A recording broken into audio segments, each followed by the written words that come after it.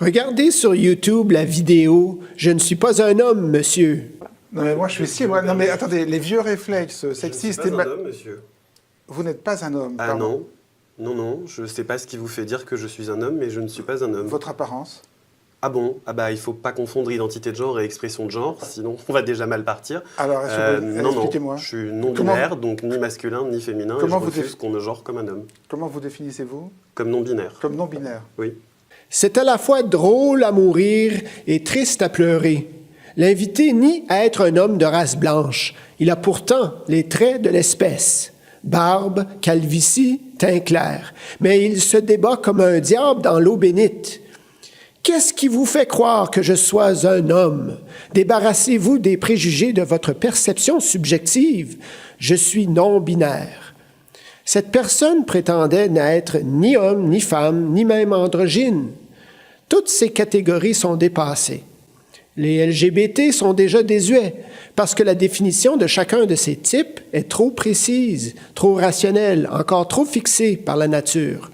Le non-binaire est libre de se sentir homme le matin, femme l'après-midi et androgyne le soir s'il le désire. La réalité n'impose plus aucune contrainte à sa liberté.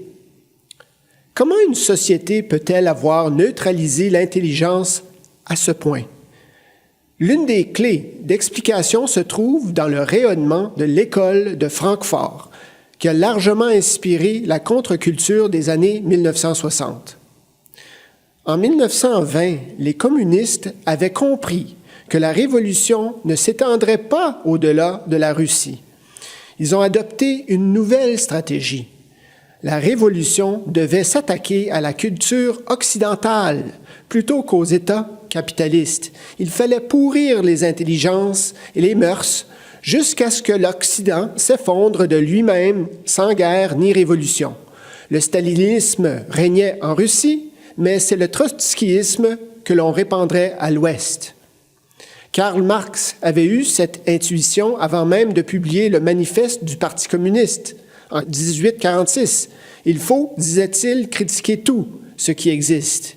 Il ne s'agissait pas de critiquer le capitalisme, mais de critiquer la réalité. Marx se rattachait à l'idéalisme platonicien plutôt qu'au réalisme aristotélicien. Pour les platoniciens, la réalité n'existe pas en soi, mais seulement par la médiation des idées. La volonté subjective est donc supérieure à la réalité objective. L'absurde discours LGBTQ2 découle de cette prémisse philosophique erronée. En 1923, les doctrinaires de la Révolution culturelle ont fondé l'Institut de recherche sociale à Francfort, en Allemagne.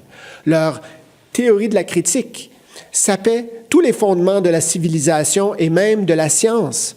Toute affirmation devenait relative. Les théoriciens de l'école de Francfort se faisaient un devoir de critiquer leurs propres théories.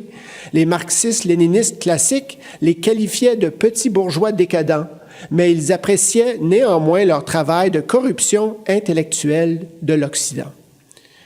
Les figures de proue de l'école de Francfort sont Georg Lukács, Histoire et conscience de classe, 1923, Walter Benjamin, Le concept de critique d'art, 1928, Max Horkheimer, Théorie traditionnelle et théorie critique, 1937, Théodore Adorno, Études sur la personnalité autoritaire, Herbert Marcuse, Eros et civilisation, Jürgen Habermas, Théorie de l'agir communicationnel.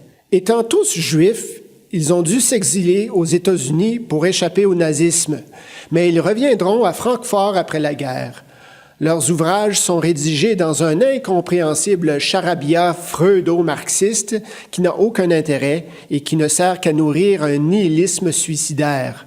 Mais la Révolution mange ses enfants. En 1968, des étudiants maoïstes ont investi la classe de Théodore Adorno pour le sommer de faire son autocritique.